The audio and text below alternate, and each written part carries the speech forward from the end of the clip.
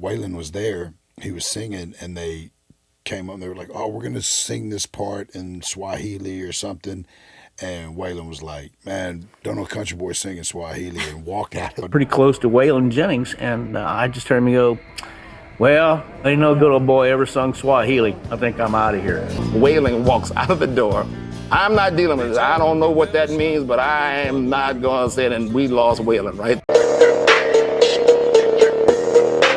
Welcome back to the podcast. It's so good to have you back. Thanks for having me. We had to do a redo. Yeah, we had to. Because the last time it was me and Shy, and Brian had told me that they had had a long night. So I was being a friend and brought a bottle of tequila. The bottle was the size of my body, too. Yeah. It was literally, I didn't know they made them that big. Like, yeah. It's the only size we go for. It ended up being a whole day. I was like, oh, God, no telling what I said on that thing.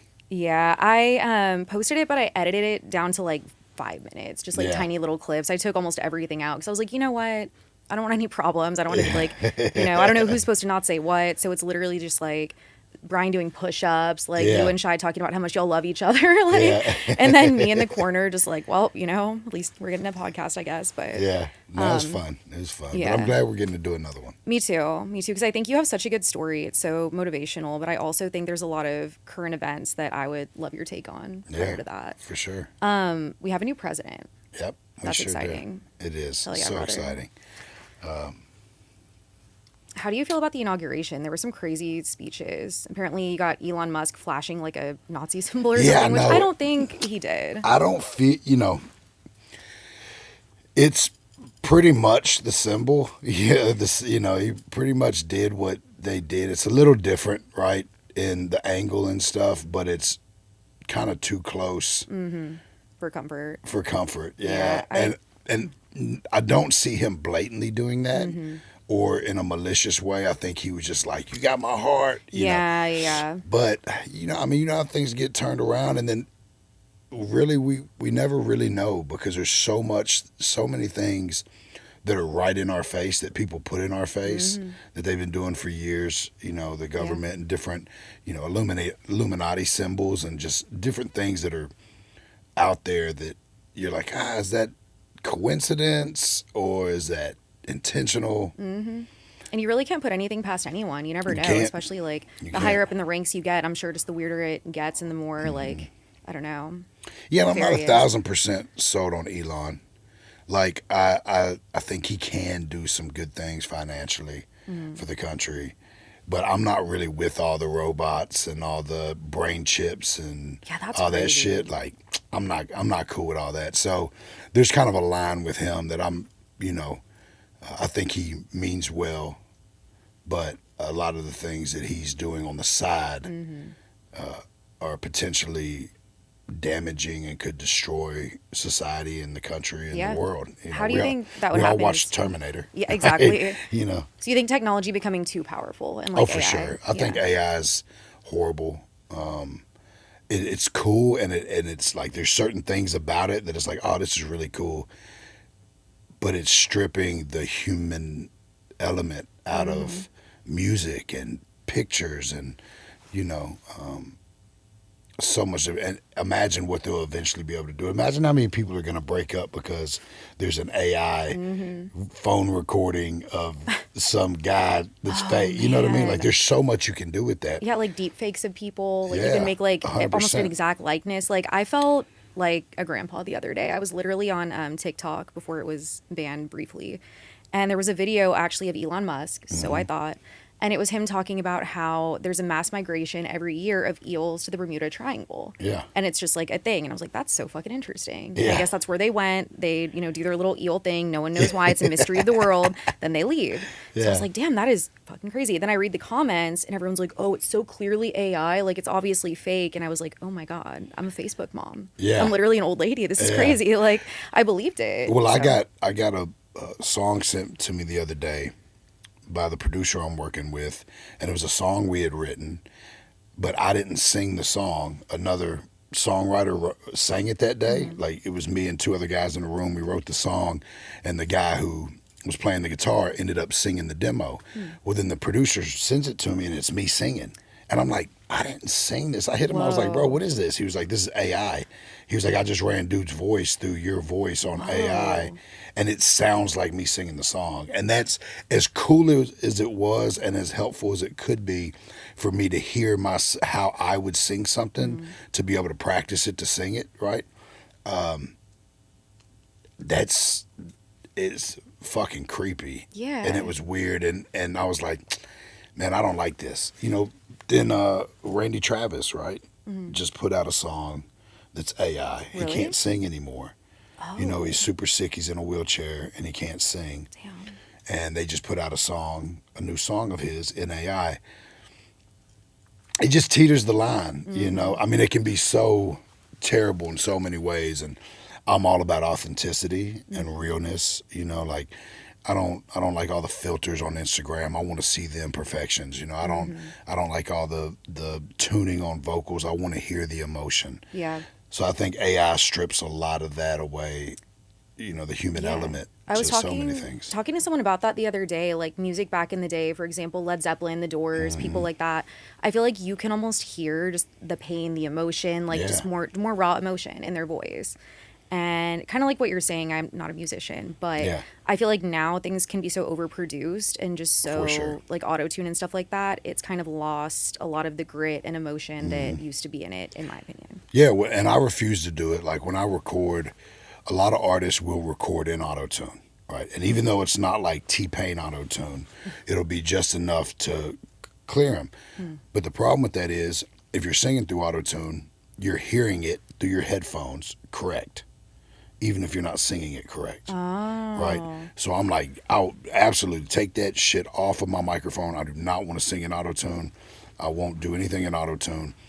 You know, sometimes if there's something that's just a little, I'm singing and the performance is perfect, but there's one spot where I went way too sharp or something, then they'll melodyne, right? Which just kind of adjust the tuning a little bit on that piece.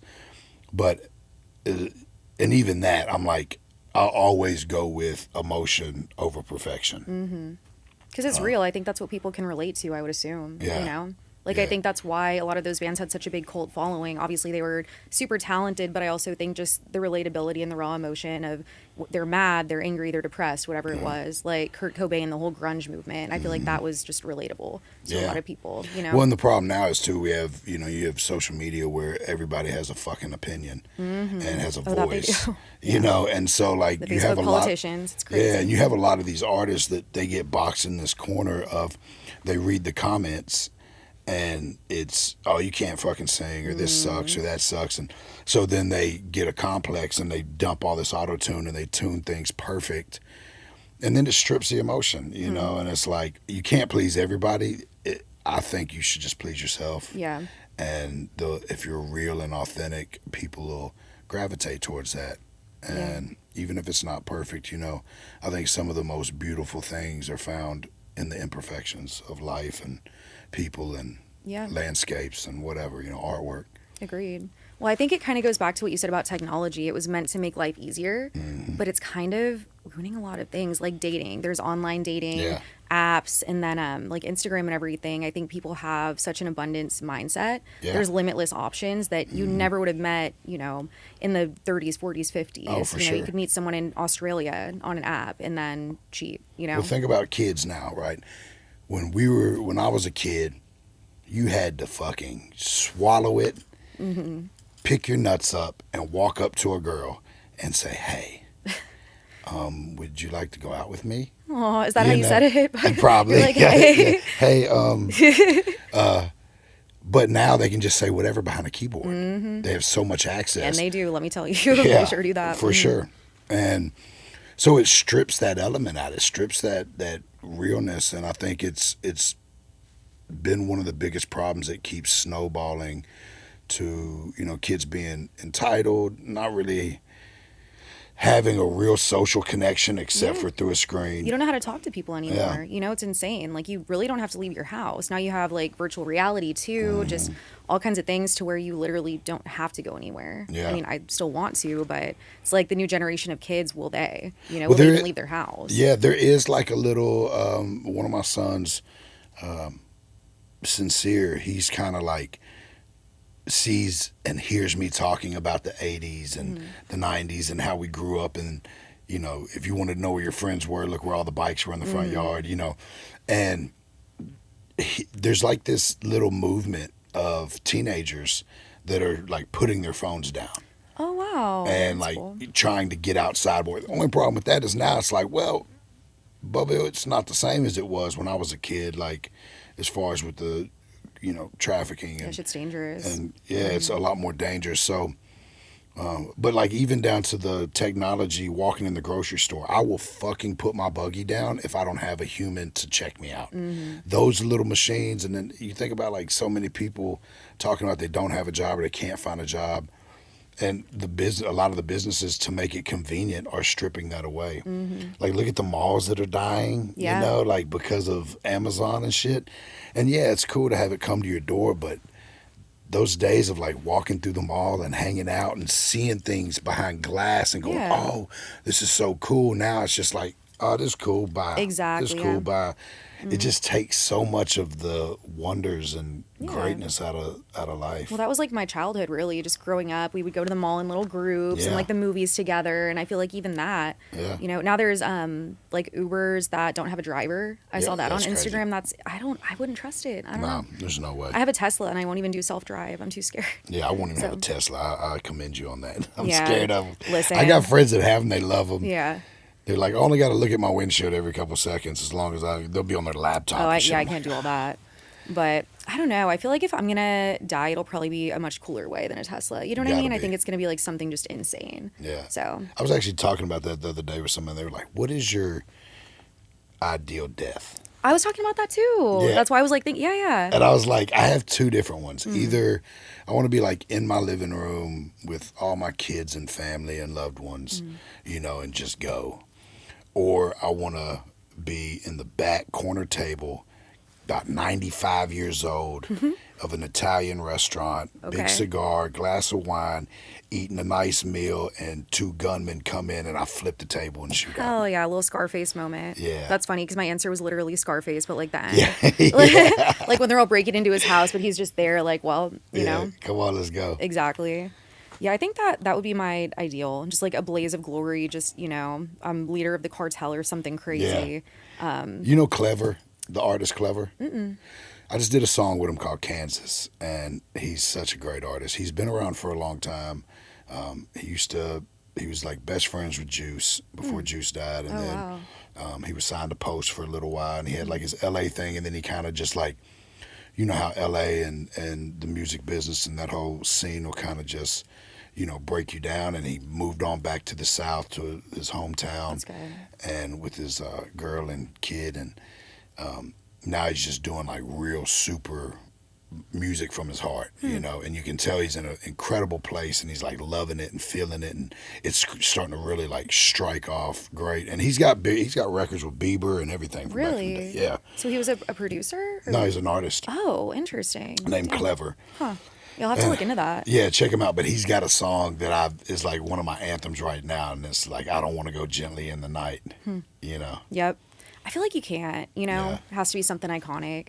But imagine just like dying from something super embarrassing too. Yeah, like the fucking crocodile hunter, Oh yeah, like of all things. Yeah, of all things, a stingray hit you. R.I.P. But damn, that's awful.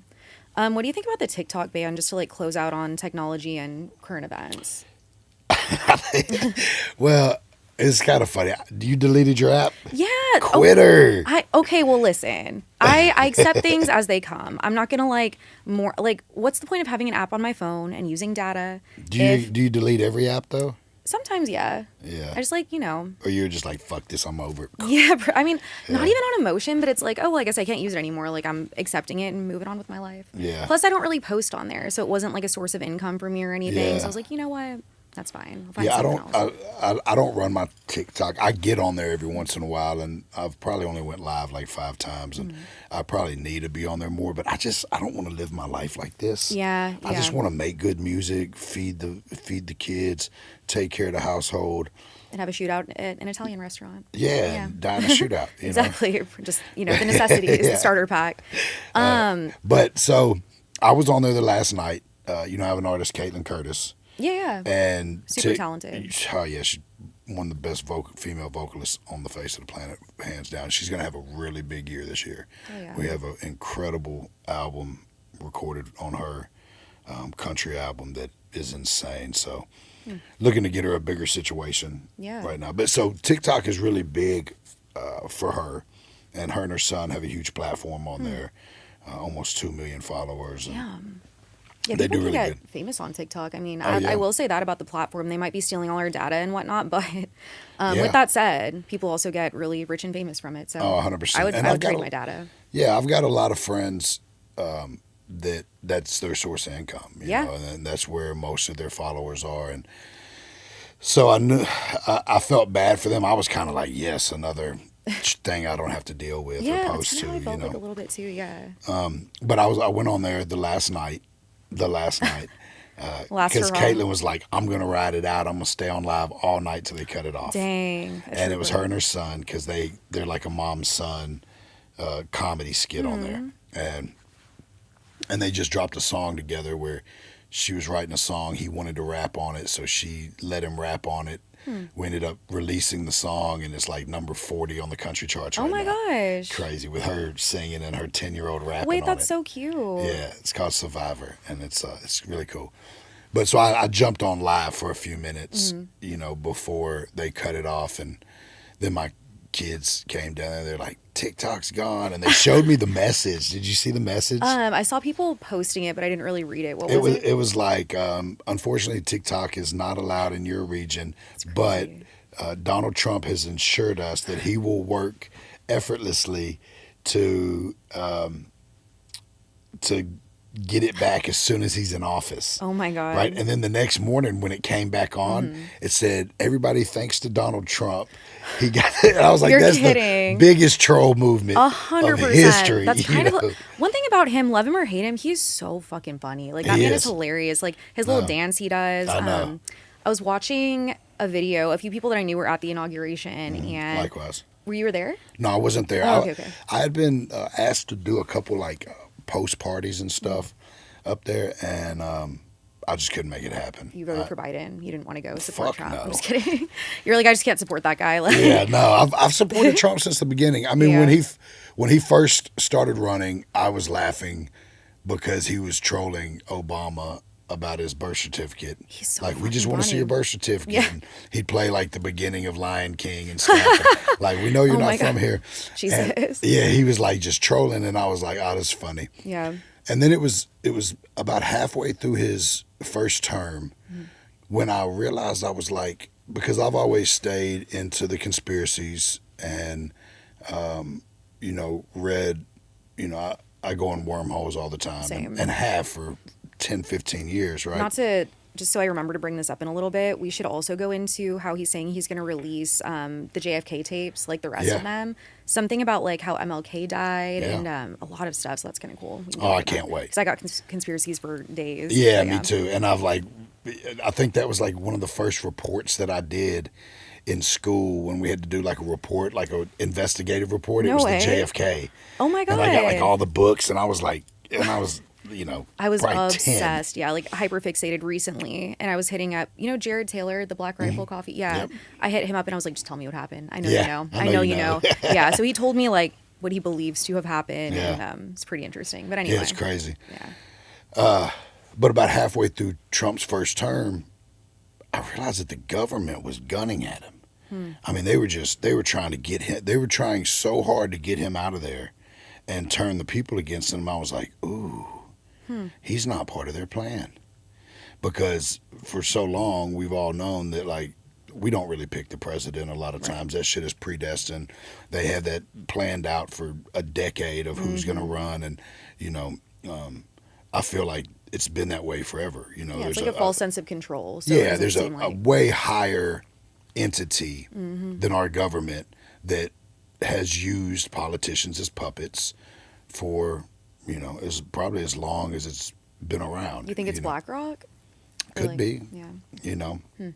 There's so many different. I mean, but before BlackRock, it's like you've got the Illuminati or the Bilderbergers or all these different theories or real groups of people that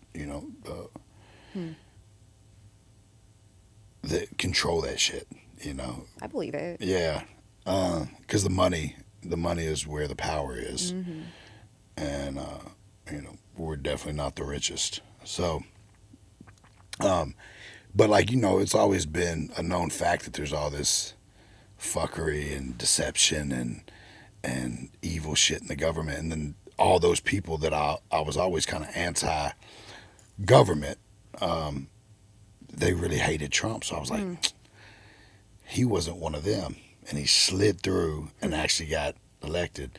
And then everything started happening with, you know, 2020, and then I just, you know, I called my grandma, and that was one of the defining moments for me, because my grandmother, she's been around for a long time. She's the smartest, the most spiritually grounded, like strongest woman that I know and that I've ever met in my life. And she was like, "No, baby, I'm voting for Trump. Like Trump is," and I was like, it kind of caught me off guard, because you know, I didn't really know where to fall. And and that was the first time, right, that he was going into office? Okay. And then over the course of the years, it's just, you know, I really, in 2020, I started looking, because they're like, "Oh, Trump said this," and I was like, man, I just don't believe that somebody would just stand up there and say that. So I watched the whole interview, and it was completely chopped and screwed and cut up, you know. And so then I was like, oh, okay, no, he really didn't say that. Why are they trying to get him out of there so bad?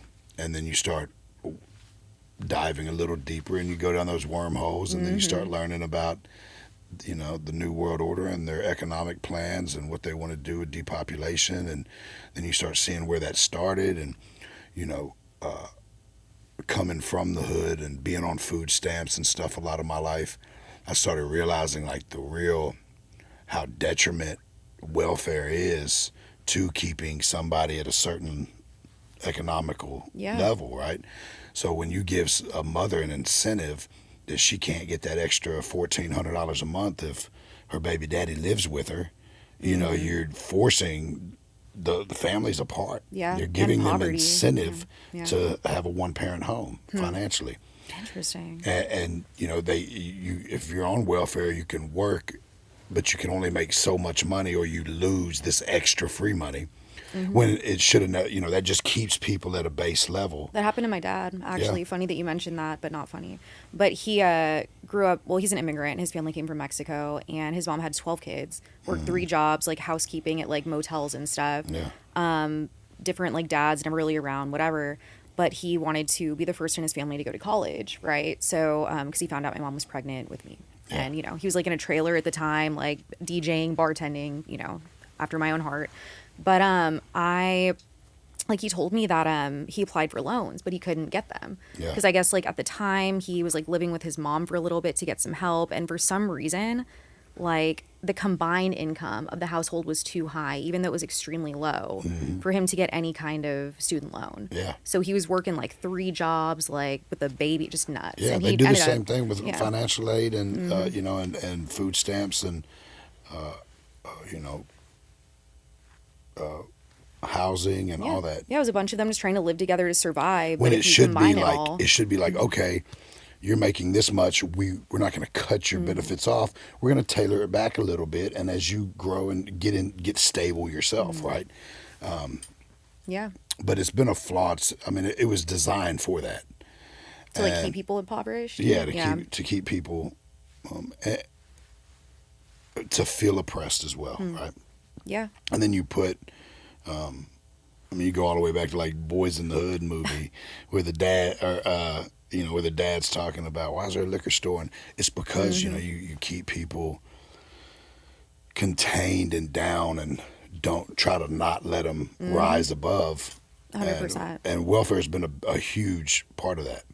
So when I started like seeing all that, and I'll tell you, like Candace Owens, and you know, there's so many great speakers that really make just really great points, and you see them get fried and filleted by people. And Candace is one of the best as far as just always, she's so smart, so quick-witted. Yeah, her responses are so like, she's eloquent and she's calm with her responses, but they're just like scathing too. It's like, man, I would vote for her to be the first woman president. I would too. For sure. I would too. You heard it here first, guys. Yeah. But yeah, I completely agree. Just brilliant, well spoken. Obviously, people hate her. A lot of people, but Yeah. I think people just hate what they don't understand a lot of the time. Yeah. And she has an answer, and she has an answer for everything they say, and it's backed with fact. And I'm a huge fan. Yeah, a huge fan of that. Yeah, because people, they feel comfortable believing what they hear, right? Yeah, and not having to do the work to actually dive in and understand it. And I'd been a victim of that forever. Like I grew up.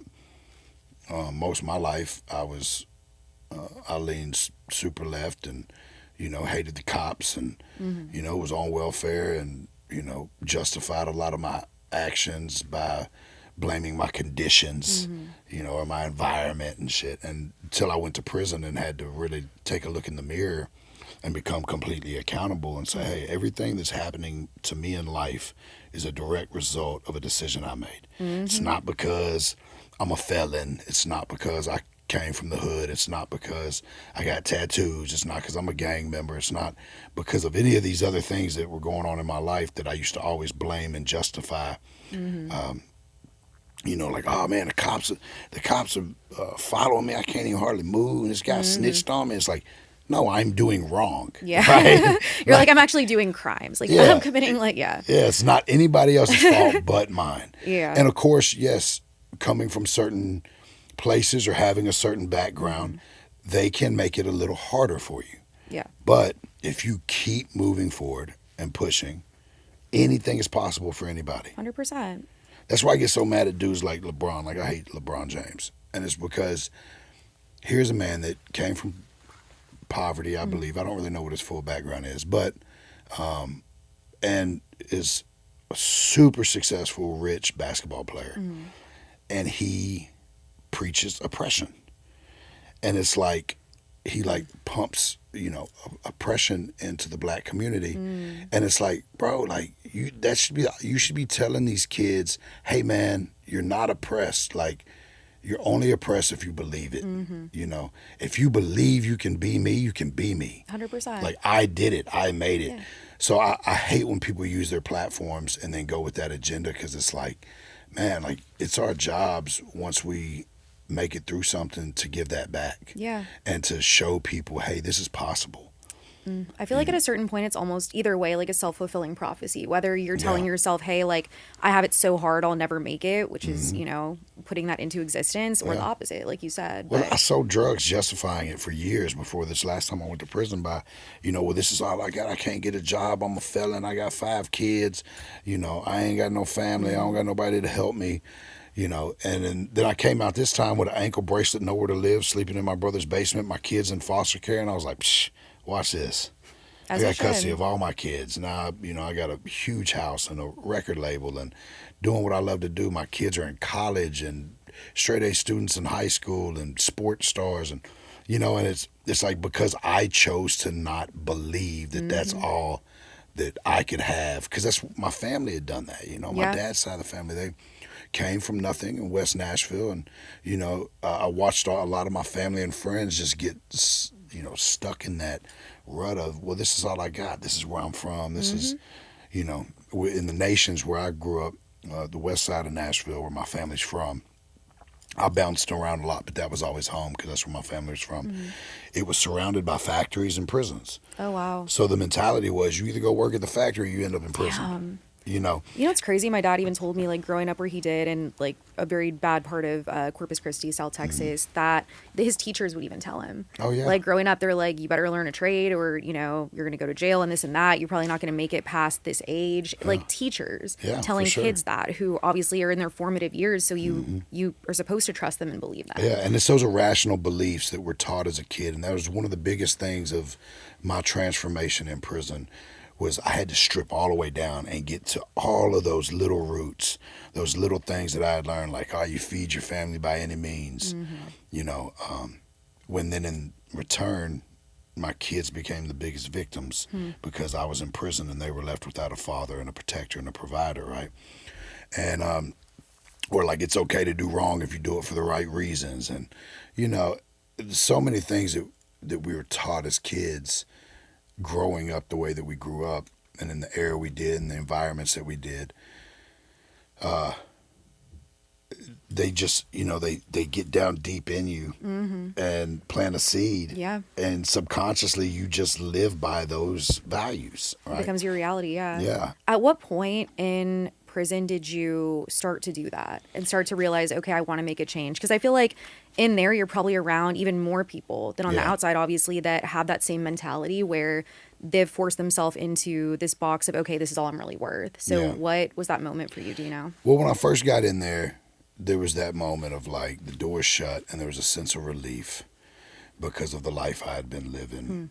It was day to day if you were going to live, kill, or die, right? And at any moment the police could kick the door in and, you know, or enemies come after you, whatever. So there's like this sense of relief. And then I get in there and I'm kind of, you know, I'm a big drug dealer. I got some music stuff going on. My name's good in the streets. I had, you know, dope money. And so it was like you get in there and you kind of settle in and you're kind of a celebrity in jail, right, while you're fighting your case. And I realized real quick that, man, that's not really who I want to be. As much as I thought that I wanted to be Tony Montana or Tony Soprano my whole life, that's not really, it's not what I want my kids to remember me as, you know. And then as I was getting to actual prison, like once I had fought my case in county jail, got convicted, went to prison, the mother of my kids, she just started spiraling downhill. And like drugs or? Yeah, drugs. Oh, no. And she got with another guy, and so she got real bad off on drugs. And, you know, there were times when I'd call home and my 5-year-old daughter would answer the phone.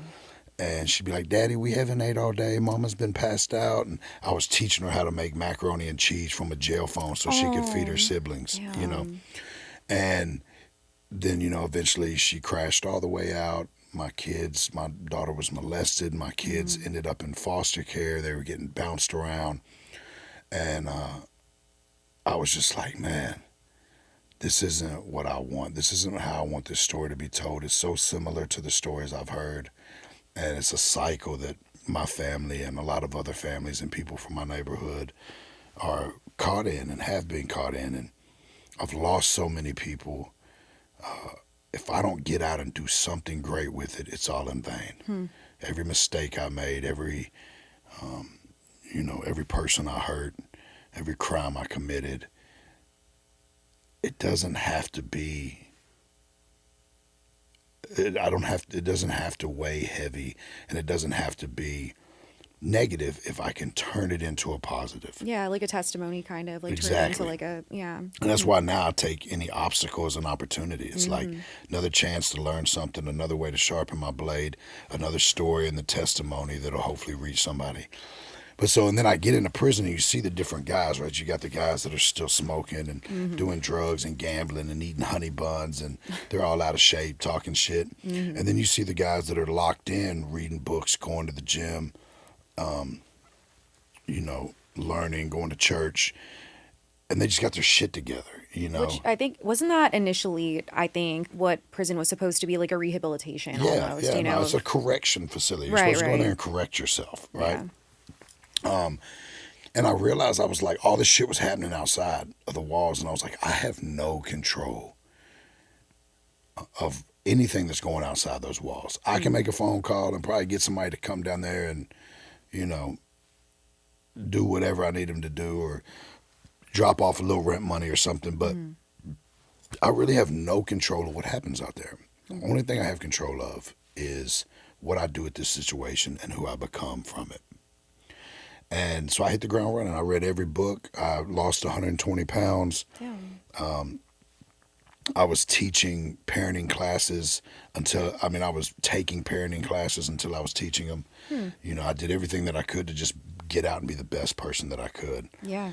And from that, you know, I've got this incredible testimony. We lost the mother of my kids to a drug overdose. Lost the father to my 2 stepkids to a drug overdose. 1,000 friends, but now I'm opening rehabs across the country. Oh, wow, that's amazing. I didn't know that. Yeah, I've got rehabs opening up called Sobriety, where we're implementing songwriting in as a form of therapy. Oh, that's amazing. And then they learn how to write the songs, and then as they graduate the program, they have an agent that'll pitch the songs for them. Oh my God, wait, that's such a cool concept. I feel like a lot of the time when you have someone getting out of jail, or if they're like an addict or whatever that might be, they just don't have an outlet a lot of the time. I'm sure, there's trauma and everything else as well, but a lot of the people I know, they don't have something to put like that passion into or to distract them from that depression or those thoughts. So they turn to drugs and alcohol. Yeah, and so that's been one of my biggest therapies, is writing my emotions, feelings, my life into song form, right? And then putting it out there and people gravitating towards it. And healing themselves or finding inspiration is what I built my whole brand around. So giving that to them as well, where they can write their feelings and emotions out on paper into song and then be proud of that. Yeah, that's And massive. then be able to pitch that to other artists and maybe hear their song on the radio. Yeah. And now I came off parole finally in June, and I had been telling everybody I was going to do it, and I finally got to do it now. I've been going back into prisons. I saw that on your Instagram. I watched it with Hannah earlier, and we almost literally cried. It was the trying to remember what it was that you said, but a certain part of the speech it was so beautifully said. Trying to remember what it was, but yeah. So I did Turney Center first with Kix Brooks from Brooks and Dunn. I went into San Quentin, and then I went into Rikers Island. And that album comes out tomorrow. It's literally just acoustic, me acoustic singing, stripped raw. There's no auto tune on it, and then me talking in between it. And it's live from Rikers Island. Guys, I heard it's AI and it's not real. He was never there. Just kidding. Just kidding. Yeah, shit. I almost wish I could have used AI. I was so nervous. I was like, I was literally doing this, and I couldn't even barely get a word out, let alone sing. But why I do you went think in there, that did was it. that you were feeling nervous? It's all the emotions from being back in there, and then you're seeing these guys, and when you're I can get up on a stage in front of 27,000 people and rock that motherfucker. Yeah. But when you're sitting in a room of 50 convicts, 50 guys that are just like you, that have been through that shit, there's no bullshitting. There's no hiding nothing. They're looking in your eyes and they're seeing in your soul, and you can't put nothing you can't pull the wool over their eyes. So everything's out on the table, and it's like you sitting there ass naked in front of a group of your peers. You're just like, you're so vulnerable. But there's so much that came from it. Like, I was nervous. I could barely sing. I didn't feel like I was getting my words out right. But when I got done and I went over there and met the guys, and they were hugging me, and there was guys crying on my shoulder, and there were guys like, bro, I'm trying to get my kids back. I thought it was over with, just hearing what you said about how you got your kids back, and being able to give them that hope and that inspiration, and them see that somebody who went through a lot of things that they went through is back on the other side of that fence and is successful and doing good. And I actually next week I get to go into Northeast Correctional Facility in Mountain City, Tennessee, where I was actually at. Oh my gosh. Where I did my state time. How do you feel about that? I'm sure that's mixed emotions. Yeah, no, it's going to be crazy, when I did Turney Center, there was like 4 guys in there that I was locked up with. Really? Sitting on the other side in the pews, right?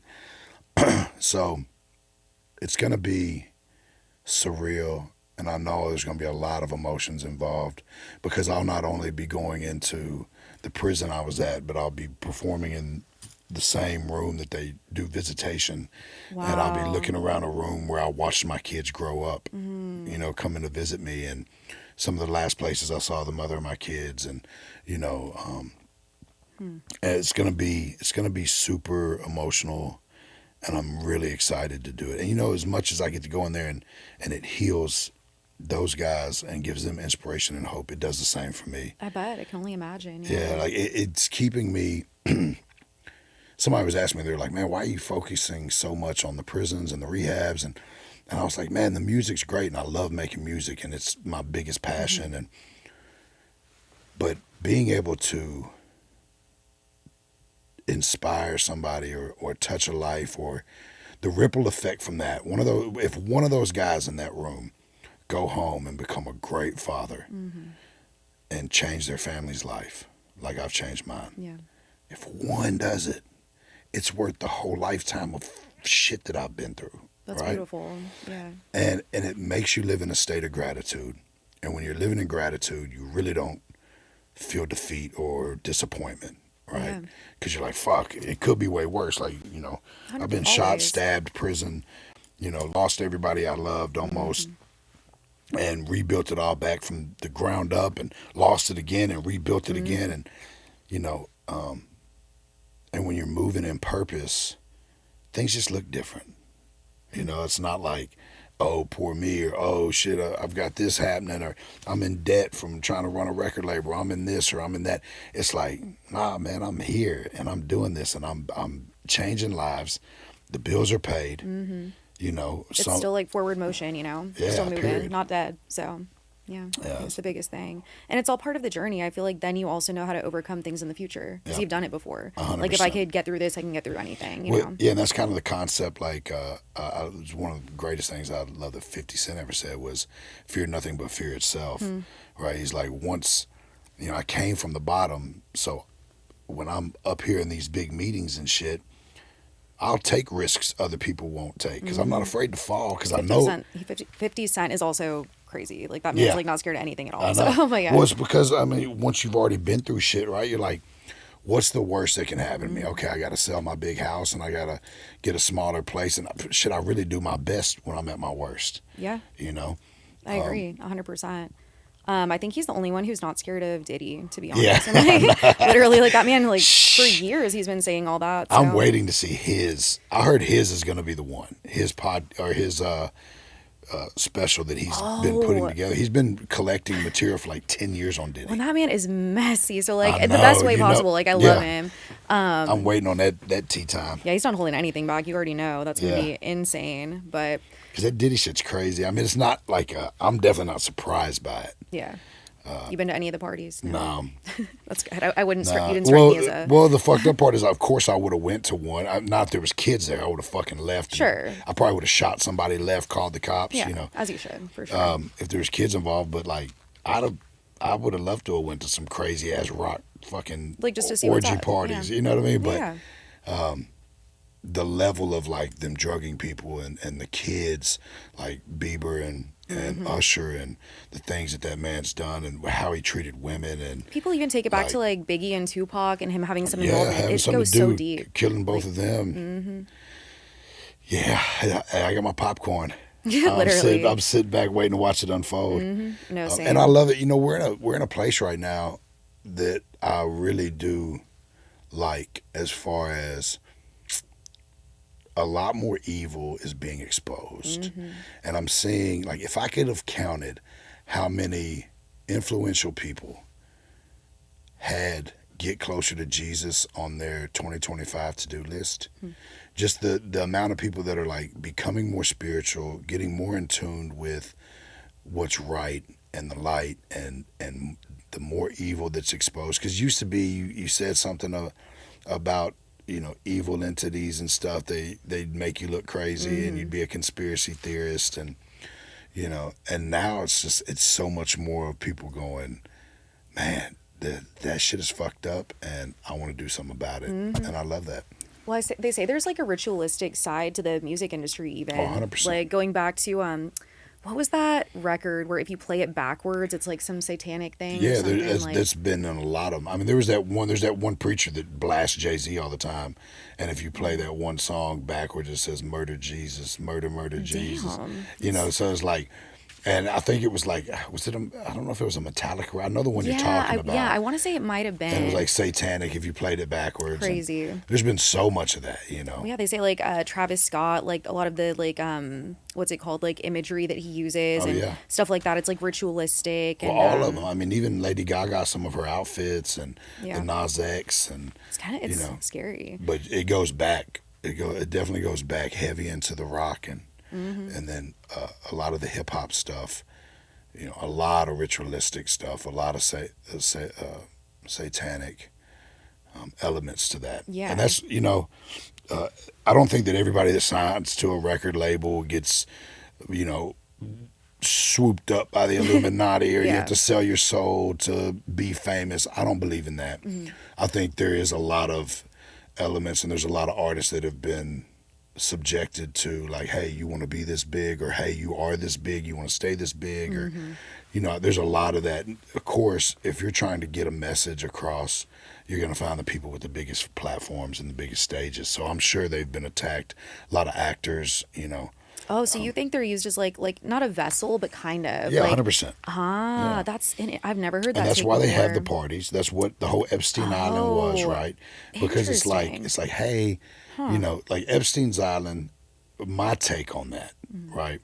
Because he definitely wasn't the big dog. He like took the fall kind of, and he took the fall. And I think what it was like, hey, Senator, why don't you come have this party, whatever your fantasy is, or hey, Jay-Z, or hey, whatever, all these different people that visited the island.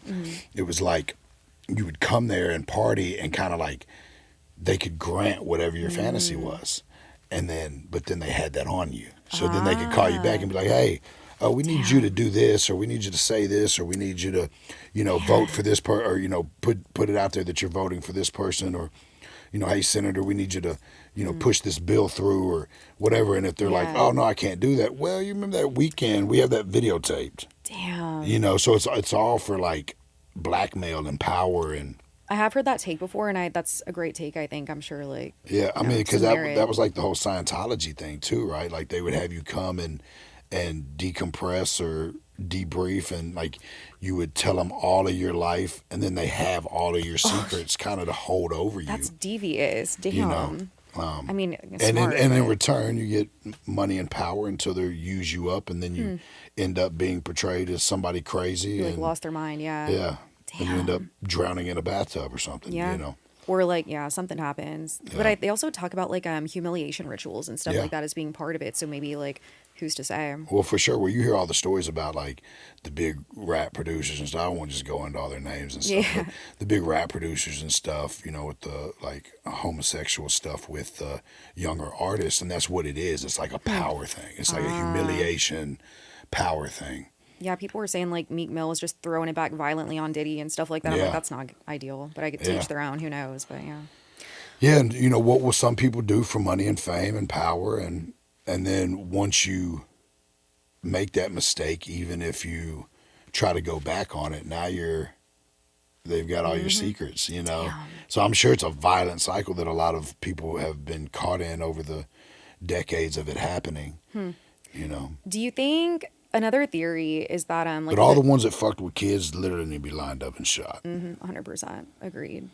Do you think people say like with the 27 Club? You're familiar, probably. I'm sure. For sure. You love conspiracies as well, but they say those people are some of the ones that wouldn't like. I guess they initially wanted to be a part of this higher group. But they were either going to out some information or they didn't want to continue and like do what they were told to do. For sure. And so they were just kind of, Yeah, whacked. 100%. I 1,000% believe that. If you look at all the ones on it, a lot of them were like so rebellious and, and I've known some artists, I won't name them, but I've known some artists that were like really big at certain times and got those kind of offers and turned it down. Like what kind of offers? So there was one artist from New York that when I first signed my first record deal, he was signed to the same label. It was just an independent label, no major. Yeah. And he would tell me the stories like, yeah, man, like back in the day, this artist and this guy and this label, trying to get me to do stuff. They were trying to get me to come to this island. And this is way before Epstein Island, anybody knew about it. Yeah. He's telling me this in like 2007, right? And, before it was public knowledge, like I didn't know anything about Epstein until a few years ago, right? Yeah. But, and he's telling us this, like, they want us to go and, spend time with this guy, and I'm going to be the biggest thing moving, I'll be the biggest artist out. And he turned it down. He kind of got blackballed. He had a gold record at the time. He got blackballed. And then the other guys that were like in his crew that ended up going are some of the biggest artists in the world now. Holy shit. So like there definitely has been talk of that forever. And now a lot of it's coming out. People are, coming out and telling all the Diddy stuff. And I think that's just such a scratch of the surface, and whoever Diddy's working for is way larger and it'll probably never come out. Yeah, I'm sure, yeah. It wasn't like Diddy was just doing all that on his own. Like, there was a agenda even higher than himself for his own success. Damn. So the people that did go to that island, whatever happened there, what do you assume it to be? Like, why do you think they went there and all of a sudden that ensured their fame? What did they agree to, or what happened? Yeah, well, I think it's just the fact that they were part of that club, right? And they were part of the and now they have this dirt on them, right? Yeah, but like what I guess, like what's it's all power. Yeah. So okay. now, you're gonna, if you're trying to build a huge, powerful force, you would employ people that you can trust or you have something on. So I don't know that it was like you go to the island and now you're rich and famous, but I think it's like your name gets pushed up the ladder, right? Like, so it's almost like an industry plan, but like just nefarious kind of. Yeah. I mean, right? Would that be considered one? Yeah, but it's way above just even industry, because it was politics. It was so it was like, it's just world control. Damn. That's insane. I wonder how the person who controls all of that came to be and came to power, Well, it's the families. It's like the Rothschilds and the Vanderbilts and the all the different big families that have been in power. The Rockefellers, they've been in power for hundreds of years. Yeah. I don't know. I don't know what year it was, but there was like a World's Fair, and there was a book about this. But it was one of the original super mega wealthy families from railroads or something. And I guess one of the sons, true story, it's nuts. He kind of lost his mind, was on some kind of whatever drugs were around back then, built a hotel like at the location of the World's Fair, and this was I think in 1800s or something. Yeah. And he built a bunch of like trap doors in it and just like hidden like stuff in the walls. And he ended up killing everyone in this hotel, just like having guests stay there and just like I wonder who that was. Trapping them in rooms. I bet it's crazy. It's probably one of those three families. Yeah. So like if that happened back then, like with no technology, and he literally hired architects to build this like fucked up torture hotel, like imagine like there's no way to know the craziness that happens. But that's insane. But I think he was from like one of those families or just like a very like wealthy family at the time. Yeah, I don't put anything past anything anymore, like, or past anybody. You know, can't. There's so many. It dates back so far, and it's really just all about power and control. And with Waylon, those who don't know, I'm sure most of you do. Waylon Jennings. Yeah. Was he ever approached? Because he was a massive musician, such as yourself. I highly doubt it. Yeah. Because he was so anti-establishment. He was known as the outlaw that didn't listen to a fucking thing the record label said. Let's not even try, yeah. Yeah, like he would have told him to kick rocks for sure. Yeah, he's not going to the island. No, fuck no. Yeah. Hell no. He walked off of the We Are the World. Did you see that? No. So what? you know the We Are the World, Yeah, We Are the Children. Yeah. Yes, I love that. And I remember when that was recorded, I never knew this till recently. They just showed all the clips and stuff where Waylon was there. He was singing and they came up and they were like, oh, we're going to sing this part in Swahili or something. And Waylon was like, man, don't no country boy singing Swahili, and walked out of there. Damn. So like, That's just mic drop. If he walked off of We Are the World, I definitely doubt he went to. But he was, that's one of the things that I got from the most is like, man, just be yourself. Don't fucking, don't play their fucking game. Yeah. Do you, stay authentic, put integrity over anything else.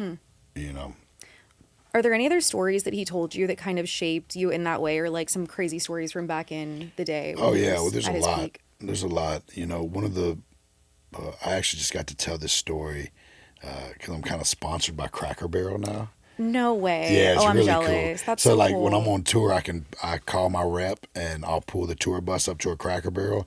They got a table waiting for us. They feed the whole band and crew. Having a Cracker Barrel rep is everything. That's so iconic. And, well, Cracker Barrel. Crazy thing about Cracker Barrel is they do a lot of like a fundraiser. They want to be involved in every kind of thing that they can to help. Wow. Right? So they're like, Struggle, you have any kind of big fundraiser you're doing or, Any big event that is going to a charity, we'll cater it, we'll do whatever. Like there's really cool thing about that company. I had no idea. But I got to tell the story because I actually worked at Cracker Barrel at one point. Oh, shoot. Before I had my daughter Brianna, right when I had my daughter Brianna. Full circle. Yeah. But even before that, when I was a kid, it was one of Waylon's favorite places to eat when we were on tour.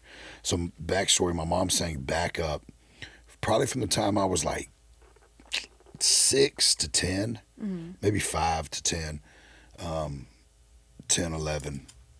She sang Back Up for Waylon. So, like, of course, I'd be with a babysitter or somebody when, or my other grandparents, when she'd be on tour, but then I'd get to go, like, summer times or, sometimes I'd get to go on the road with him. And that was, like, his favorite place to stop because there's always a Cracker Barrel. I don't blame him. So we were sitting there, and this is way before cell phones and stuff. We were sitting there at the big round table, and it's me and family and a couple of his crew members and stuff, and there's a line of about 30 people standing there with stuff to autograph, walking up, getting his autograph. Damn. While we're sitting at the table. And I looked over at him, I was like, Papa, does this ever get on your nerves? And he said, boy, that's who's paying for dinner. Damn. And it put it into perspective, like, the fans are the ones that are even giving me a stage to stand on.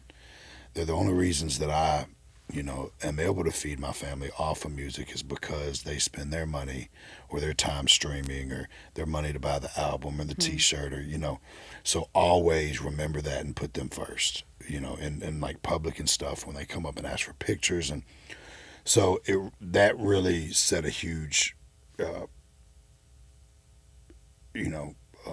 model for me to stand on. Did Cracker Barrel know that? I know. I told him that story. Yeah. That's kind of crazy. Yeah. Huh.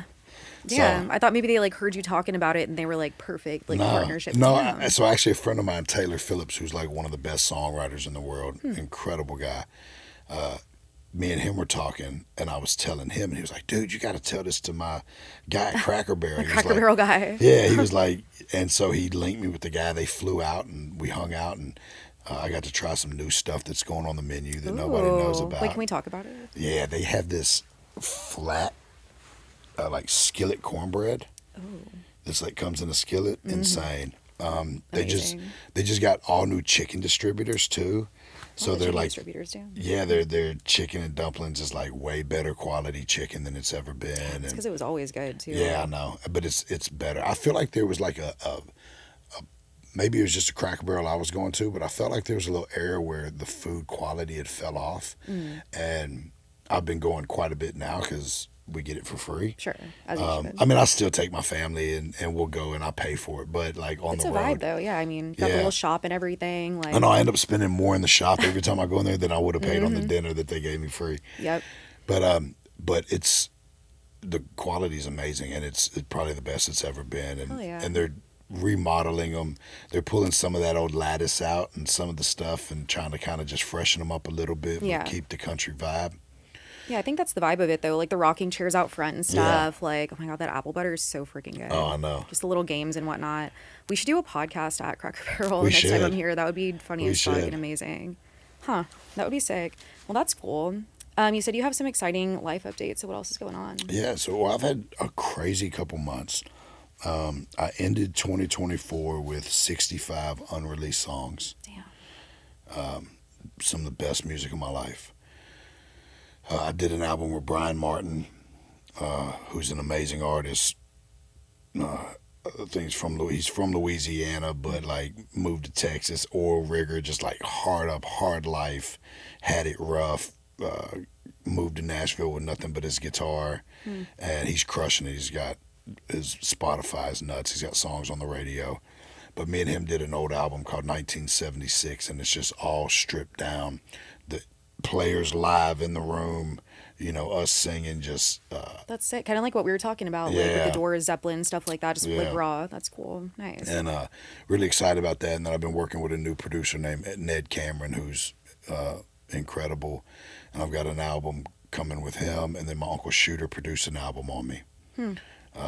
Which is really cool. It's got a lot of like 80s vibes and shit. Ooh. And incredible. It was great to work with Shooter. Shooter's such, we're a year apart, so he's more like, we grew up like brothers. But he's been super successful as a producer, winning Grammy after Grammy, and crushing it. He's just such a musical genius. So diving in with him and just our relationship and the nostalgia of being together and bringing some of those elements from our childhood back into the music. Like rap a little bit? No, it's country. Oh, it's country. Okay. So I got 3 country albums done, and then I've got an album that I'm rapping on. It's country and rap that is being produced by Malay and Yellow Wolf. And Malay's an incredible producer. Did like Frank Ocean, John Legend. He's done a lot of things. Do you think you could get Jelly Roll to rap again by chance? I don't think so. Well, I think I could. If anybody could, I could. And I know Bunny's been kind of like putting it out there that like, let's get Jelly back rapping. I love it. I hadn't heard it, but Brian actually played an album he did with Lil White. Yeah. Who I grew up listening to like Oxycontin, stuff like that, a banger. But I had no idea. I didn't know he was like that talented at rapping. But I was like, damn, it sounds. Me and him have 4 albums together. Well, we have 5, but we have the 4 Waylon and Willie's where we're all rapping. Huh. He really just made the transition a few years ago. But when I talked to him, he's like, man, I'm loving what I'm doing so much. He was like, I don't think I'll ever go back to rap. Damn. But you never know. You know, like, I love singing. And it was always my dream to sing country music. But I loved rap, and rap was what I grew up on. And so I was always a rapper. Is that how y'all met initially, you and Jelly? Yeah, we've been, that tattoo with Jelly's name on it's 21 years old, 22 years old. Damn. How, like, real quick side story, just because I have never asked, how'd you guys meet? Like, so I was out passing out flyers for a show that I was doing. I had just got out of jail.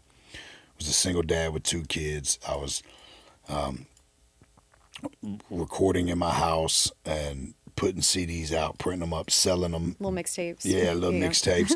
And he was selling his mixtape and hosting freestyle battles. Oh. Because he had won all the freestyle battles. They wouldn't even let him freestyle battle anymore. Okay, 8 Mile. Eminem moment. That's he was sick. the king. Yeah, he was the king. He said, "Be Rabbit." Huh. That's so cool. And we actually met on 2nd Avenue.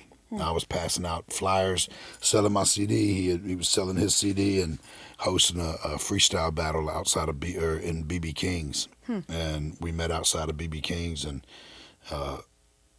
started talking, and one thing led to another. We became best friends and went through life together, and off and on, in and out of jails, and burying friends and having kids and making music, and been best friends for going on 22, 23 years. Yeah. I think that's dope too that you guys met before the success and when you were still grinding and everything like that, because I'm sure once you're successful to a certain level, it's hard to know people's true intentions. Oh, for sure. You know what I mean? So yeah, no, we've got one of those most honest relationships. Like, I don't really call him right now. If I need something, of course, if I have an emergency or something, I would call him. But I'm so proud of him, and I love and respect his time so much. And I know that every second he's got, that he's not being pulled in 8 different directions, is valuable. But so he calls. Sometimes we'll talk 3-4 times a week. Sometimes we won't talk for 2 weeks. But every time we talk, it's 2 hours, and we're just best friends and it's real decompressing. And every once in a while we'll talk about music or, but besides that, it's mostly about life and about what we got going on and what we did and this person and that person. It's just we've got that true, honest friendship, and he knows he can call on me at any time, and there's no judgment. He can tell me anything that he needs to tell me, and I'm going to listen and love him and fight for him and have his back through whatever he's going through, and be his biggest cheerleader, applaud for him. And, and I know the same. I know if I'm ever in a real bad bind, I know he's going to come through and help me out. And but we're just best friends, It's just a simple friendship that's rooted in a lot of laughter, tears, pain, years, and making mistakes, and being best friends, being mad at each other, loving each other, Strip club brawls. You talked about that on the last one. Yeah, I don't know if you want to we can take it out if you don't want to, but I thought that story was so funny. Hilarious. Yeah. That's funny. We talked about that. That's great. Yeah, strip club Honestly, bras. so how did Jelly that... got hit in the back of the head with a pool stick. He was so mad that somebody actually let him get hit from the back because there were so many of us. Yeah, dude, that episode honestly was really funny. Like, you talked about Planet Fitness, how you set off the lunk alarm. Oh, yeah. And you said they pump estrogen through the vents. Yeah. I was literally dying. I was like, damn, this is It's all honestly true. funny as fuck. But yeah. It's all true. We'll have to watch it sometime and maybe put out more clips of it. Yeah. Honestly, like, it is up. The sound is just kind of like messed up because the studio, not this one, another one, they lost like the sound or something, but it's fine. It's a good episode, guys. It's like 7 minutes. It's pretty funny if you want to check it out. But that's hilarious. Yeah. But anyways, well, that's good. I think that's nice that you guys have maintained that friendship and seen each other succeed. And you, y'all did something at the Grand Ole Opry, I think, right? It was you presenting him with something? No, we were at the ACMs, and, the Grand Ole Opry is very, it's an honor to get to go perform at the Grand Ole Opry. And they have to invite you, right? So I just released El Camino, my first full-length country album. And I've been mixing country and rap for, 2 decades. But it was my first full-length country album. And so Jelly got to come up and give me my invitation. Oh, that's what it was. Yeah, so the Grand Ole Opry, they had him give me the invitation, and he came up, he was crying. I thought somebody had died. I was like, whoa, what's wrong? Yeah. And so it was so special to hear it from him, especially. And then I got to go do my Grand Ole Opry debut on a day that he was there performing as well, him and Cody Johnson, Alexandria Kay. And it actually landed on my last day of parole. Oh, I remember you saying that, yeah. Yeah, so it's kind of like a wink from God saying, hey, this is the end of one chapter, the beginning of another. Damn. Don't fuck it up. Yeah. That's beautiful, though. Yeah. That's a really, really great moment. What else do you have coming up? I know you were saying there's a lot. Well, yeah, so I got a bunch of albums. I just did a movie. Oh, okay. Yeah. Can you talk about it? Yeah. It's called Day of Reckoning. It's supposed to hit theaters March 28th. Oh, it's going to be in theaters. Okay. He said no direct-to-DVD, guys. Yeah, Damn, it's Warner Brothers. Yeah. It's a Warner Brothers movie. Oh, my gosh. I got the call to be an extra, me and Yellow Wolf. And Billy Zane's in the movie. And who is from Titanic. Oh. Is he the villain? Yeah, he was the boyfriend, yeah. Oh, okay, gotcha. Yeah. But he's been in so many movies. Big fan of his. They didn't tell us who was in the movie. So we got there and we're like not really knowing. And then we get there and it's him and Trace Atkins. Oh, wow. And, and another guy named Scott Atkins who's like a stuntman. He's, I think, big overseas, and then he's done some incredible movies like Expendables. He's like Ryan Reynolds' stunt double in Wolverine and Deadpool. That's massive, yeah. Yeah, like he's huge and he's amazing. Great guy. So it was my first real life big movie set, and I got one speaking line. What was your line? Let's fucking get it. Let's fucking get it. Let's fucking get it. We're about to shoot this house up, and then I got a lot of action scenes where I'm like shooting guns and then shootouts and stuff. So it was fun. Hell yeah. It was one of the. It really gave me the bug because I've always wanted to be an actor, and then getting that chance to do that, I was like, oh yeah, like this is what I want to do for sure. You do have that energy. I could see you like acting and doing all movies and stuff. I would love it so much. What's an ideal type of movie that you would be in? Would it be action or like a horror movie? I would want to do it all. Like definitely action. I'd love to play like a villain. I'd love to. I would like to do it all. I'd love to do a drama. Like let me be a dad that's going through some crazy shit, or let me be a Hallmark movie. Yeah, whatever. Like I want to do them all at this point, right? Oh yeah. I want to try it all. But yeah, I'd love to be in some like super action movies. Nice. Like I want to do some cool shit. But I'd love to be in some dramas too. I don't know if I could cry on command, to be honest. I think I definitely could. I want to do it right now. Yeah. Like cry for the people. Like a true actor can cry at any moment. But yeah. I think I could do it. Yeah. I think I could do it. I just actually don't cry. I have no emotions at all, guys. So I just feel nothing at all anymore. So yeah. Well, I felt like that last year. I was having this thing where my eyes were like burning real bad, and they said that my tear ducts were dried up. Damn. And I was like, yeah, I can see that. I've been through some shit. But They're like, sir, you physically cannot cry anymore. Yeah. Like, well, it was like hurting too. Like I went to a funeral oh, and it was like needles in my eyes when I was like crying, and I was like, so I went to the eye doctor and they were like, yeah, you're having a problem with your tear ducts. They're like, sir, you're just tough as fuck. You physically can't cry even when you're sad. Yeah. But I love to cry, right? Like I love to have those vulnerable moments where like and I do it on like commercials and shit, right? If it's got something to do with like a daddy and a daughter, oh, yeah. You know, like That'll honestly get me like a too. husband and a wife that's been together for 40 years or something, you know. Those are the little sweet moments are what always get me. Yeah, the father-daughter ones get me because I'm like real close to my dad. My mom and I Yeah. don't really like speak, so like it just gets me in the gut. Like that'll make me cry for sure. Yeah, I've got 4 daughters, so Yeah, and 3 yeah. sons, but Yeah, there's nothing like that relationship. yeah, I just had a terrible tragedy, but it turned out really cool. I hate to say it turned out really cool because it's still fucked up, but Right. my 19-year-old daughter, 1st of December, she was at a friend's house and was walking out to her car. She's in college. She was starting a new job that day. Walking out to her car at 5 a.m. and out of nowhere, she's down in her car getting her clothes and stuff, about to take a shower. Out of nowhere, a Belgian Malinois runs up and grabs her, rips her whole face back, What? rips her lip off. What? Oh my god. Yeah, mauled her arm. Luckily, she was screaming, and one of her friends ran out of the house and kicked the dog. Oh my or god. probably would have killed her within a few more minutes. I have like goosebumps. That's it. Yeah, like oh my I'll God. show you the pictures if you don't have a bad stomach. Yeah, But, I know. I don't know. Yeah. Yeah, so I'm gonna show you just because this is crazy, and then I'm Yeah. gonna tell you what happened.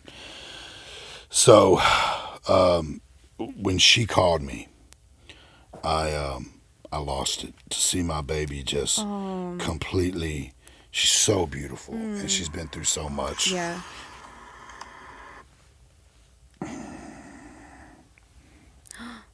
Oh. And you see it like completely ripped her lip off. Oh my god. Right. So when How does she still look good though? Yeah, She I still know. looks beautiful, She's even still like beautiful. yeah. But so it ripped her lip completely off, and they the plastic here did what was standard operation. So I'm not dogging the plastic surgeon here, but he just sewed it, so it was like her lip was gonna be like this. So I was distraught and just tore up, and so of course, you know, I know Bunny knows a lot of plastic surgeons and Right. stuff, and so I called her and I was like, sis, please tell me, you know, somebody that can do something Like reconstructive stuff. reconstructive, right? And she's like, I got this guy in Vegas, and flew my daughter out there. He ended up doing it pro bono, just doing it for free. Yeah. Oh my gosh. They pulled the stitches out of her lip, stuffed it with pig bladder membrane, Wow. shot it up with stem cells and PRP, and then sewed a woman's placenta over top of it. Damn. 3 weeks later, it grew back. That's insane. It's like nothing even happened really. Yeah, Oh my god. and that was but see, like she didn't have that dip in her lip anymore. Yeah. It would have just been straight down because they Oh my literally just God. sewed all this. None of that was there, and that all grew back from the stem cells, the Holy woman's shit. placenta, the PRP, and It's so interesting how things can be healed like naturally, really. Like it's Yeah. all, you know. and so now you know she still has this, but this is even healed more now since then, and we got to give it a year to just kind of heal and set, and then we can go through and lighten up some of those scars Sure. with laser and Yeah, I you mean, know, that's but basically a full recovery already. That's amazing. insane. And I mean, it went from like being one of the most traumatic things of like my beautiful baby's never gonna look the same, and even though I love her and I'll fucking kill somebody that says she doesn't look Yeah. incredible, right? But knowing she's gonna have to deal with that at 19, As a go woman, through like, this deformity, you know, Like with social media, even just people can Yeah. be so mean, you know. It's, so much, and she, you know, right now she's in college for interior design. oh, And she's actually designing the inside of the rehabs. And she lost my her mother to a God. drug overdose. So it's full circle and really sweet, you know. damn. But you know, her 9 to 5 is she waits tables and, you know, bartends and stuff. yeah, she get her a Cracker Yeah, Barrel. but So like, you know, and her smile is everything. She's got this smile that just lights the room up. And so, you know, having to deal with that, like, man, you know, what is this going to really do to her and her, you know, her confidence, and, you know, that can be so traumatic.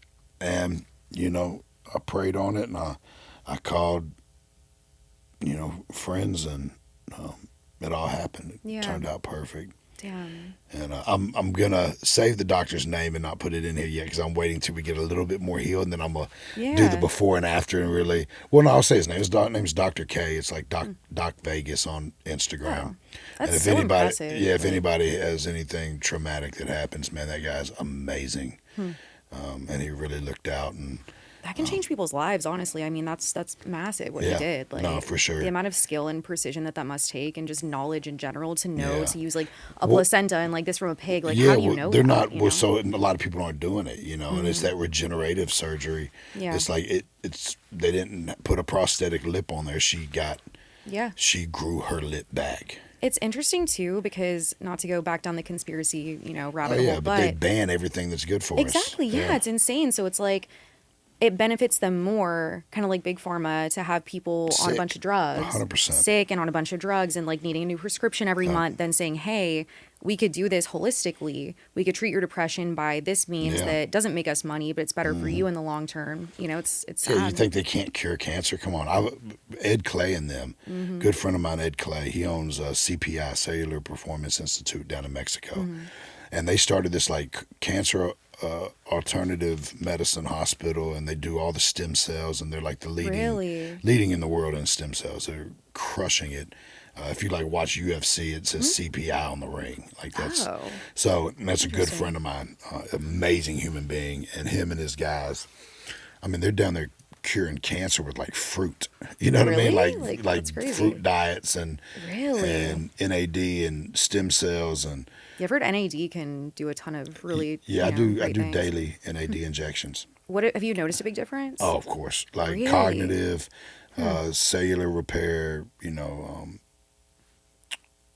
Feeling better after a hard workout, or we actually just started doing it. The clinic that I go to, Relive, in Hendersonville, the guy that owns it, he was like, man, I think that NAD would do really good with just like common colds and stuff. So the last time I'll get like a chest cold and I keep it for a month, right? Damn. And it just always sits in my lungs. I end up with pneumonia. Like, it's terrible. I had bronchitis when I was a kid all the time. And so, but he was like, come in, let's try to blast it as soon as you get sick. Don't go get on an antibiotic. He's like, let's blast it with NAD. And then let's do a high-dose vitamin C behind it, an immunity bag, and some fluids. So I did that. I went in this last time, and literally a cold that would have, whatever I caught, right? I normally would have took antibiotics for 10 days, maybe took them for 20, maybe took 2 rounds of them, a steroid, all this. I went and did that NAD bag with a high-dose vitamin C, like 25 grams right behind it, and then an immunity bag with just different like zinc and glutathione and stuff. Like natural ingredients. Yeah, all natural stuff, and knocked it out 2 days. I was like, I felt a little worse that night, woke up the next morning, felt like I was completely good, and then had like another day where I was a little down, and then it was over. And I was like, wow, like that normally would have took me 2-3 weeks to get rid of. Well, it's kind of like what you said. It benefits, big pharma, insurance, all those people to keep us more sick. 100%. They say, and we can like finish on this last conspiracy, I guess, but I'm down. I mean, it's crazy to think, like, you really can't put anything past anyone, but they say that apparently somehow how do I say this? Basically the whole men becoming more feminine. Oh yeah. And more people wanting to, and again, this is just a theory, I don't know this to be true, but wanting to like be a gender that they're not born as, you know what I mean? So it's more prevalent at a younger age. So people allege that maybe in the food or 100%. the water or whatever it is, they're putting like hormones and things to make that happen. 1,000%. And even down to our cell phones, right? Cell phones, the plastics that they put in everything now, right? Aluminum in your fucking cereal. Yeah. Fluoride in high doses. All of that is so detrimental to hormones. So I'm on TRT, right? Testosterone replacement therapy. I get my blood work done every 6 weeks, and I check and see where my testosterone level is, my estrogen level, make sure all my vitamin Ds and everything's good, because I'm been like studying and really got into cellular health and longevity, right? I want to live forever and I want to have a quality of life, right? And feel good as long as I can. Yeah. I mean, who knows? I might spend all this money on growth hormone and stem cells and then get hit by a fucking bus or something. Stung by a stingray or something. Yeah, stung by a stingray. But reading the studies 20 years ago, the average man at, say, 35's testosterone was still like a 700, 600, 700, 800. You got guys coming in. Now, I just had my 23-year-old son checked.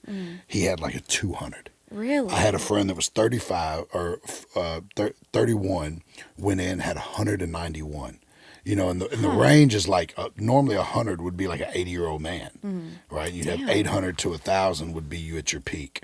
So what do you think that the purpose of doing that is? Like, say, like, that is what's happening and it's, you know, people are being targeted, testosterone's diminishing. Why? Well, I think part of it is probably depopulation, right? Because, you know, the New World Order and all that, all the conspiracies lead back to one of the major things in them is depopulation, right? From Planned Parenthood to, you know, everything has been depopulation. Even the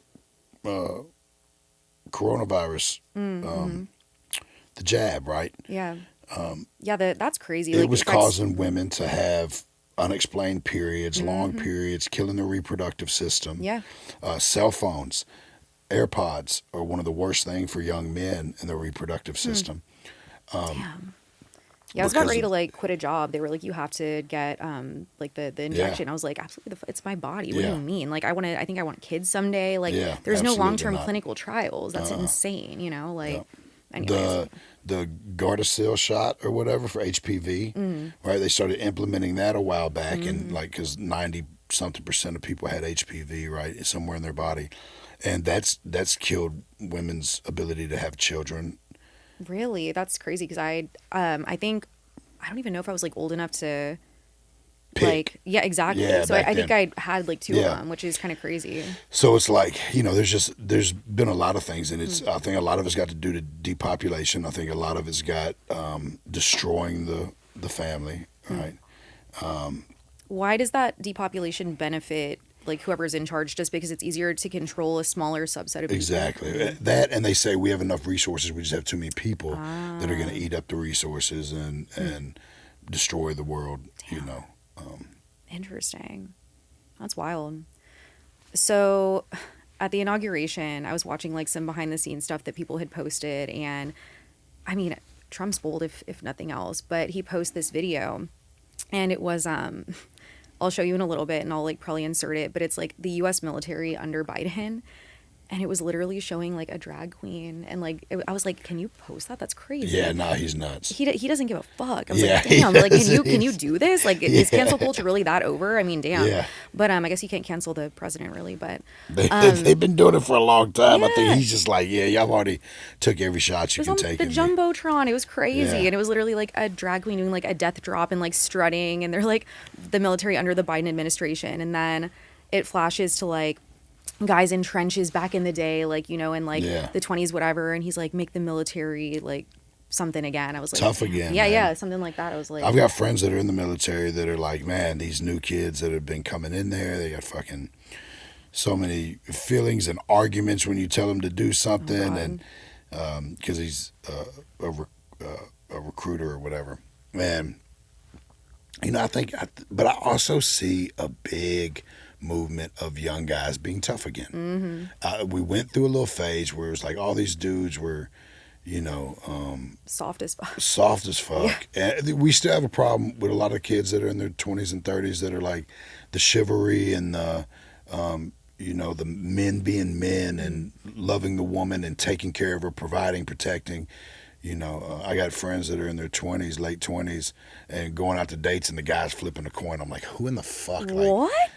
To see who's going to pay. Yeah, you know, it's like, what the fuck? Like, I'm not saying a man should, like, pay for everything all the time. Whatever, guys, relax, because I know the comments are going to be crazy, but... They fucking should, and I don't care what they say to me. Like, a man, that's our responsibility. We provide, we protect, y'all nurture, y'all keep us fucking straight, y'all keep us grounded, you know, and I'm not I'm not bashing. I probably have women that are like, oh, women, whatever.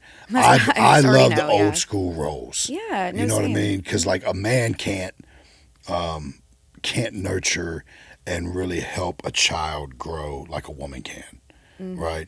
And men have always been the ones that went out and did the fucking hunting and gathering and brought the food home. Well, look at the animal kingdom. I mean, that's how it works. In like a pride of lions, that's like, how it operates for the most part. So I do see a big movement of men being men again, and I like that. I really do love that, because there was a time a few years ago where I was really worried about where the world was going, and I'm still worried. I got 7 kids, so it's like, what are we leaving behind? What's this world going to be like for them, and then for my grandkids when I have grandkids, Yeah. But I realize really all I can do is worry about putting out me as a man and as a human being, putting out the best role model that I can. I'm fucking not perfect, I make mistakes all the time, but being the best that I can be and trying to lead the right way and teaching my kids, how to fend for themselves and, how to put in hard work, but you got to lead by example, right? Otherwise you're just talking. Yeah. No, I think I just got really lucky. My dad always told me growing up, he's like, if someone doesn't open your door for you, if they don't like pull out your chair, like he was so adamant. Yeah, women deserve that, and men should give that. Like I see a lot of those young dudes, man, fuck. They don't, like if you're walking with your girl and she's got heels on, you're supposed to put your arm out down those steps, and you're supposed to walk her down those fucking steps, make sure she's, you're supposed to open the door for her. You're supposed to, give her the comfort and the stability and make her feel safe and protected. Yeah. And in return, women are the greatest creation on this planet, right? Like, y'all give life and bring life into the world, and nobody can nurture and care and console and comfort somebody like a woman, right? Yeah. When I'll straight up tell men, for lack of a better word, like who will DM me or just say random things, like they'll say we should hang out, and it's like, where, when, why? Like there's no plan. Like, am I supposed to plan it? Like, what do you mean? And then they'll say, oh, we never hung out, and I'm like, yeah, there was no plan. Like that's absurd. Like it's things that seemed like they should be so obvious, but maybe they're not. So I've taken to just telling them. I'm like, hey, listen, I'm telling you this, not to like come at you crazy, but maybe it's a lesson. You never know for the next girl. Time. It won't call be me. And say, hey, I like you. I would like to take you out here. If you're willing to go out with me, I'll set up the plans and let you know, Yeah, exactly. Like, and I feel like it should be so simple. Yeah, like I hear girls all the time saying that, like, oh yeah, this guy wants to hang out. He wanted me to Uber downtown, and it's like, that's insane. Like, what the fuck? Yeah. Like, what happened to pulling up and knocking on the fucking door? Like, I wish I'm lucky. Like, and my daughters know, as my daughters get boyfriends and stuff, like, that dude's got to show up. He's got to get out of that car. He's got to come knock on that door. You sound like my dad. Yeah, literally. And as it should be. Yeah, and then get that respect. And then, it's... Yeah. I've been lucky. Most of my daughters... I've got one that we haven't got there with her yet. And but the rest of them, they've had really good boyfriends that did that. There's been a couple that have showed up and sat in the car, and I'd tell her, oh, you're not going out there. Like, you better tell him, come up here and knock on this fucking door. Yeah, and maybe it's a lesson to him too. Yeah. Maybe no one ever told him, and then he was like, oh, that makes sense, and grows Well, I did it when my daughters were young. I'd have daddy-daughter dates. My dad did that too. Yeah, and like open the door and just kind of, because the man has to be, because they say a daughter's gonna date her dad, right? Like, or a guy like her father, unless he's just a total fuck. Well, even then sometimes they still. Yeah, my dad was great. I've dated some felons, so I don't know, and not like the fun, like cute ones, like the fucking psychotic ones with restraining orders now and shit. So anyway, but you got to give that example, and it's got to be all the way around, like how I treat my wife in the house, how I treat my friends, how I handle business, how I handle the kids, like and I'm raising my sons up the same way, they're not allowed to put their hands on a girl. I don't even want them wrestling with their sisters and being too rough, right? but she hit me. Well, guess what? You're going to have to deal with that your whole life. Yeah. Like, but the girls don't take out the trash in my house.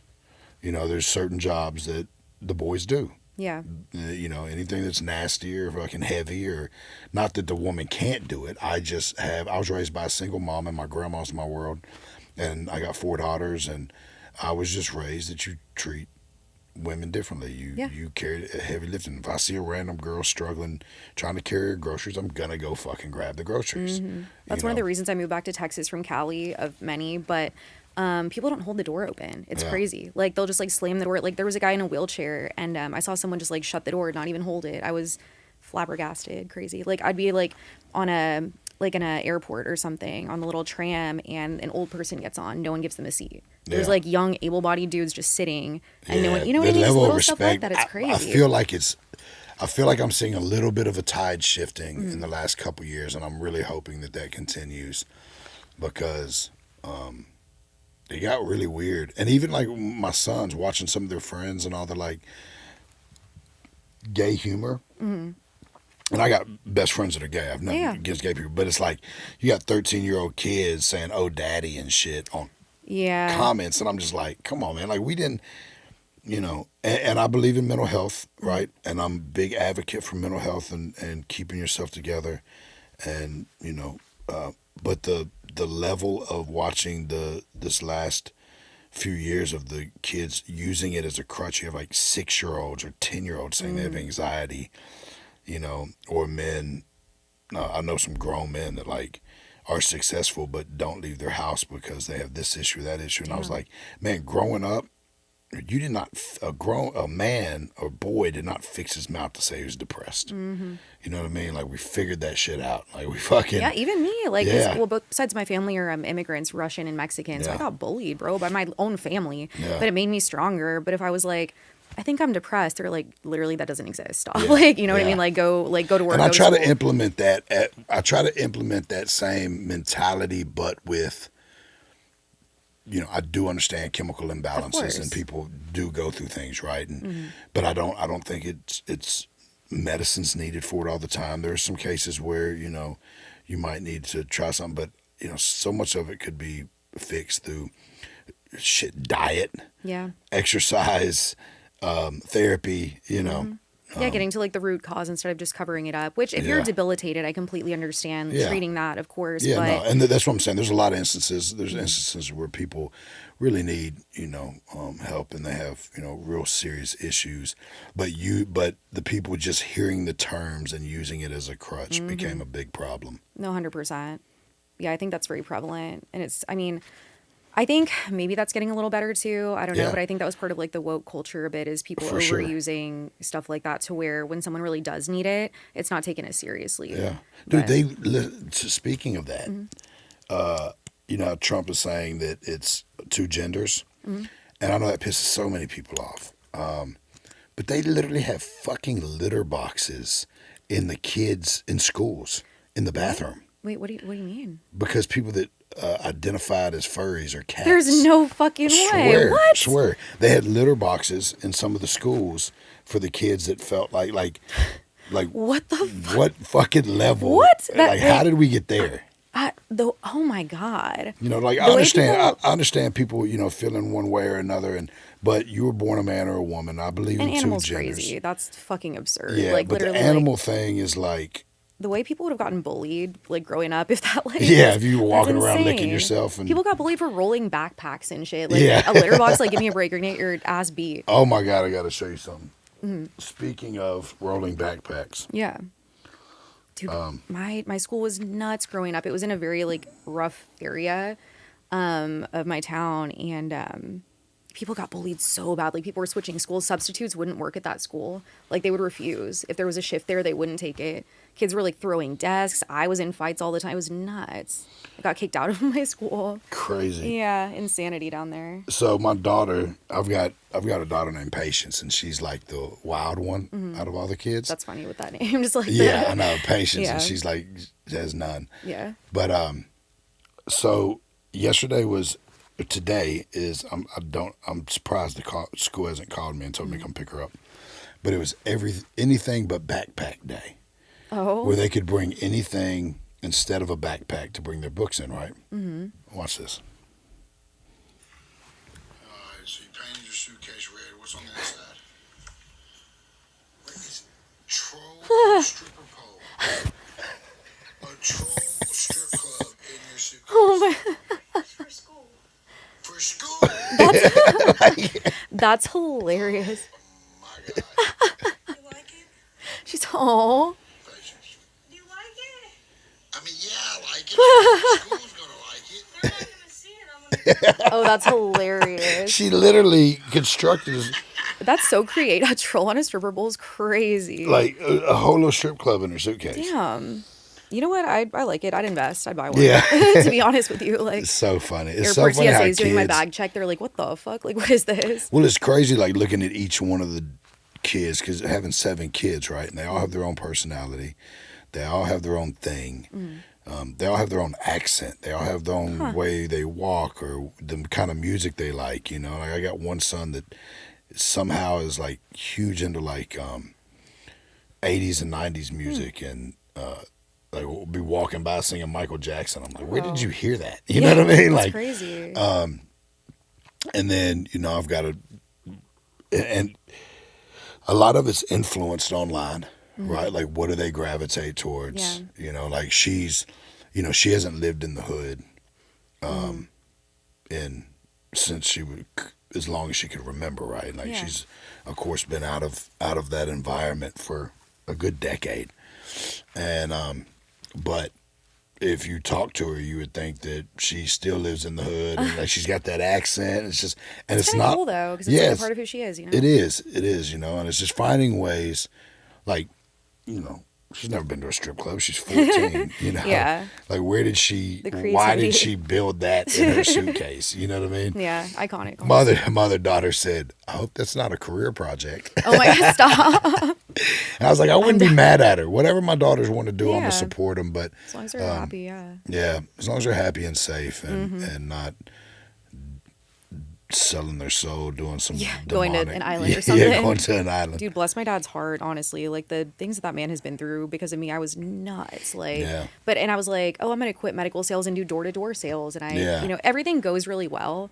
But every time I call him, I just know he's like, well, what you doing now? You Yeah. know? I'm like, oh, I'm in Belize today. He's like, how'd you get there? Like, Yeah. what the fuck? But yeah, so for sure. Yeah, that's one of the. I think that's, you know, I bet you've brought a lot of color and love and life to his life, because, like, I just thinking about my daughters. Oh, I'll cry. Oh my Like, God. I love them so much, and I'll have their back through everything. And even when they're in trouble, it makes me feel so good to just be the one that they call.